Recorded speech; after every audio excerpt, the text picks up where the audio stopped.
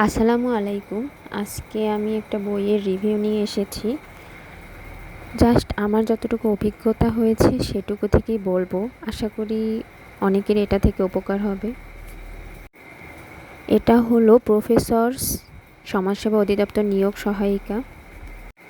Recently দেখলাম এই পদের বিপরীতে এক পদের বিপরীতে প্রায় ৬,০০০ লোক পরীক্ষা দিবে। মানে ৩১৮+ সিটের বিপরীতে ১২ লাখ শিক্ষার্থী এখানে আবেদন করেছে। তো এই বইটা নিয়ে কিছু বলতে চাই। এখানে প্রথমেই আছে প্রশ্ন সমাধান, মানে আগের ইয়ারের যে পরীক্ষাগুলো হয়েছে সেগুলো প্রায় ৩৪ বা ৩৫টার মতো কোশ্চেন এখানে আছে। দেন এখানে আছে বিষয়ভিত্তিক আলোচনা, বাংলা, ইংরেজি, তারপরে বিজ্ঞান, সাধারণ জ্ঞান, গণিত সবগুলোই আছে। কিন্তু আমি মনে করি যাদের বেসিক তেমন একটা ভালো না তারা প্রতিটা সাবজেক্টের জন্য বিষয়ভিত্তিক একটা বই পড়বে।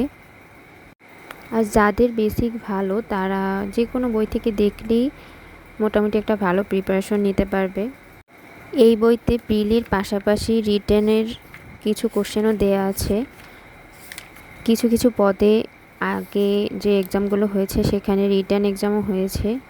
এবার যেহেতু অনেক শিক্ষার্থী পরীক্ষা দেবে তাই রিটার্ন হতেও পারে।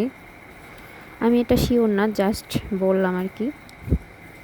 এই বইয়ে মোটামুটি সব কিছুই রাখার চেষ্টা করেছে, যেমন সমাজসেবা বিষয়ক তথ্যাবলী, মানে এটার কিভাবে উৎপত্তি হয়েছে বা এটার পটভূমি কী, তারপরে এদের কর্মসূচি সম্পর্কে। কারণ কেউ যদি যে পোস্টে আসলে চাকরি করতে চায় সেই সম্পর্কে জানাটা আসলেই অনেকটা জরুরি। এছাড়াও এখানে হলো বিষয়ভিত্তিক সব বিষয়ই মোটামুটি ধারণা দেয়া হয়েছে, যাতে কেউ এই বইটা পুরোপুরি পড়লে একটা ওভারঅল একটা ধারণা পায় যে কি কি কোশ্চেন হতে পারে বা আগে কি কি কোশ্চেন হয়েছে। কিন্তু যেহেতু এবার অনেক শিক্ষার্থী পরীক্ষা দেবে আর কোশ্চেনও অবশ্যই সেরকমই হবে। আসলে চাকরির পরীক্ষাটা অনেকটা লাকের ওপর ডিপেন্ড করে, অনেক সময় মানে এটা অনেক কিছুর উপরই ডিপেন্ড করে, পড়াশোনা, তারপরে আল্লাহর রহমত, এটা অনেক কিছুই ডিপেন্ড করে একটা চাকরি পাওয়ার পেছনে। এইখানে যে সমাজসেবা বিষয়ক তথ্যাবলী দেয়া আছে, এরপরে দেয়া আছে 20 সেট মডেল টেস্ট। এর মধ্যে 15 সেট হলো প্রিলি বেসড আর লিখিত পরীক্ষার জন্য দেয়া আছে 5 সেট। আসলে মডেল টেস্ট না দিলে বোঝা যায় না যে আমাদের উইক জোন কোনটা। এরপরে ভাইবা এক্সামের জন্য কিছু নমুনা ভাইবা দেয়া আছে, যেগুলো দেখলে ভাইবা সম্পর্কে অনেকটা ধারণা হবে।